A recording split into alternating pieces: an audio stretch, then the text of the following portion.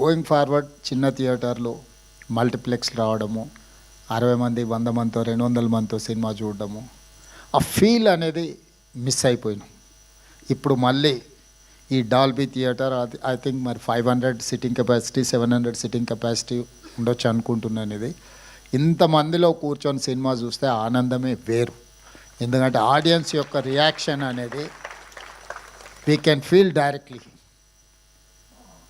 ఇట్లాంటి theatre technically sound ఇంత ఒక మంచి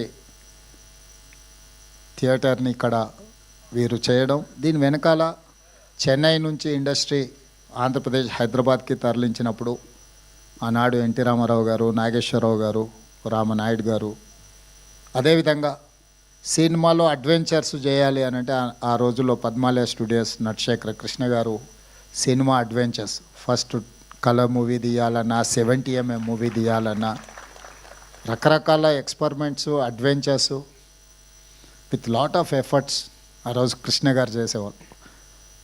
కృష్ణ గారు ఒక సంవత్సరంలో 15-16 సినిమాలు హీరోగా నటించి రిలీజ్ అయిన రోజుల నుంచి ఇప్పుడు 5-6 సంవత్సరాలకు ఒక సినిమా తీసే పరిస్థితి వచ్చింది.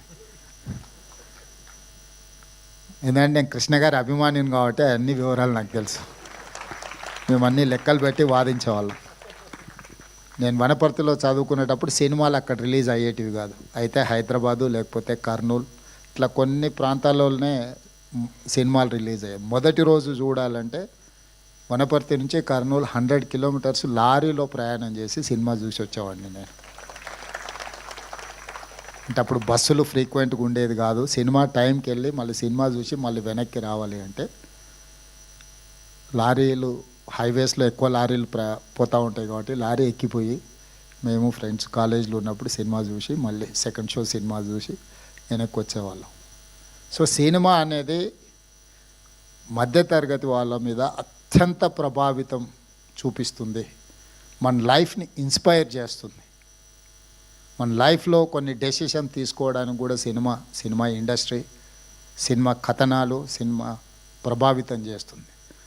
సినిమా అనేది ఒక కమర్షియల్ ఎలిమెంటే కాదు, సినిమా అనేది ఒక సోషల్ యాంగిల్లో అత్యంత ప్రభావితం చూపించగలిగిన ఇండస్ట్రీ. సినిమాను క్యాజువల్గా మనం తీసుకోవాల్సిన అవసరం లేదు. It is going to influence on our lives. We have to recognise cinema as a industry.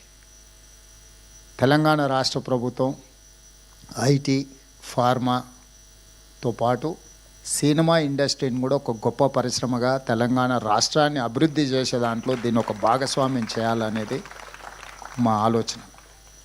నేను చాలా సందర్భాలలో చెప్పిన, ఎట్లయితే హైదరాబాద్ నగరాన్ని బెంగళూరు, ఢిల్లీ, ముంబై, చెన్నై నగరాలతో మాకు పోటీ లేదు.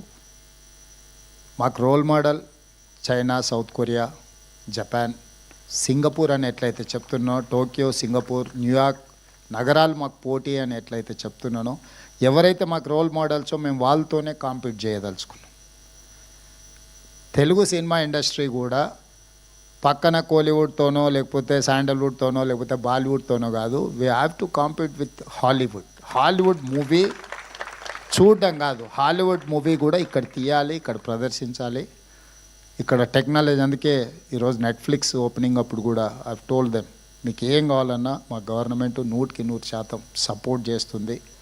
నాలెడ్జ్ హబ్ క్రియేట్ చేసినప్పుడే ఇండస్ట్రీ అనేది ప్రమోట్ అవుతుంది.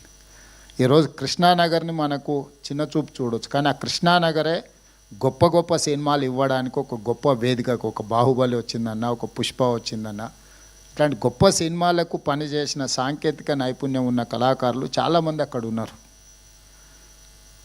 ఈ ఇండస్ట్రీని తెలంగాణ రాష్ట్ర ప్రభుత్వం గుర్తించడమే కాకుండా ఈ ఇండస్ట్రీ పెరగడానికి అవసరమైన అన్ని సహకారాలు అందించడానికి ఈరోజు తెలంగాణ రాష్ట్ర ప్రభుత్వం సంసిద్ధంగా ఉంది. అందులో భాగంగానే ఇది అల్లు అరవింద్ గారు లేకపోతే వారి కుటుంబం నిజంగా ఒక కొడుకు ప్రయోజకుడు అయినప్పుడు తండ్రికి అత్యంత గొప్ప సంతోషాన్ని ఇస్తుంది. తాను సొంతంగా ప్రయోజకుడు అయినప్పుడు కలిగే సంతోషానికంటే పుత్రవాత్సల్యం కానీ పుత్రుడు ప్రయోజకుడు అయినప్పుడు ఎక్కువ సంతోషాన్ని ఇస్తుంది. ఖచ్చితంగా స్వర్గంలో ఉన్న అల్లు రామలింగయ్య గారు ఈరోజు అల్లు అరవింద్ గారిని చూసి తప్పకుండా వారి మనసు ఉప్పొంగుతుంది అని నేను భావిస్తున్నాను.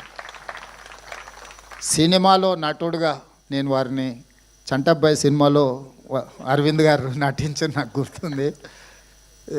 సో వారు నటుడుగా కాకుండా పరిశ్రమలో ఒక ఇన్స్టిట్యూషనలైజేషన్, ఒక వ్యక్తిగా కాకుండా ఒక సంస్థగా గీతా ఆర్ట్స్ కానీ కుటుంబంలో ఇప్పుడు అల్లు అరవింద్ గారు ఏదైతే బన్నీని అల్లు అర్జున్ని లేకపోతే శిరీష్ని చూసి సంతోషపడుతున్నాడో, అంటే ఆయన సక్సెస్ కంటే కూడా ఆయన పిల్లల సక్సెస్ని ఆయన ఎంజాయ్ చేస్తున్నాడు.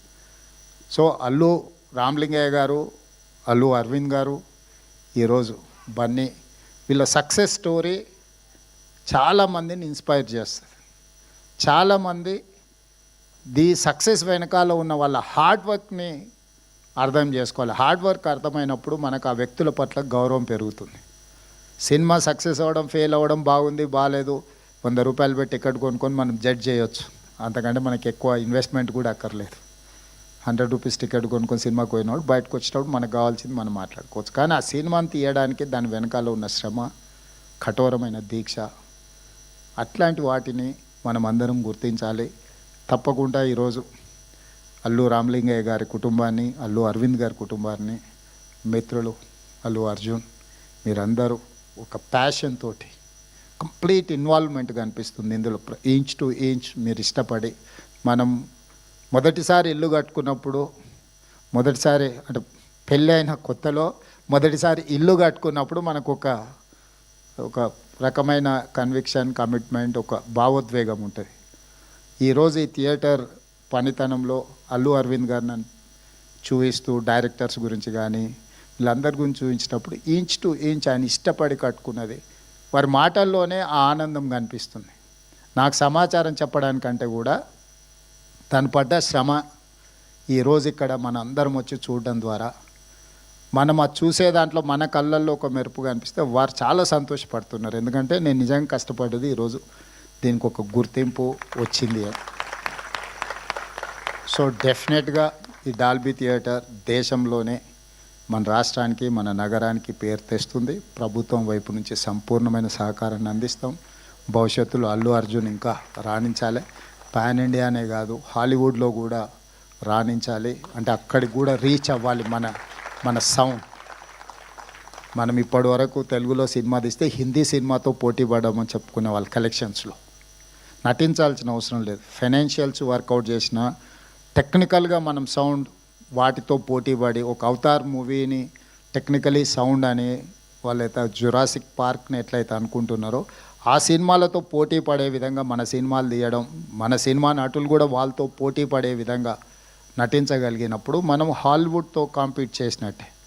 మన లాంగ్వేజ్ బ్యారికేడ్స్ అనేది పోయింది. ఇప్పుడు లాంగ్వేజ్ అనేది పెద్ద ఇష్యూయే కాదు. The talent is issue. ఆ టాలెంట్ ఆ స్థాయిలో మన వాళ్ళు రాణించాలని మరొక్కసారి అల్లు అరవింద్ గారిని మనస్ఫూర్తిగా అభినందిస్తూ మీ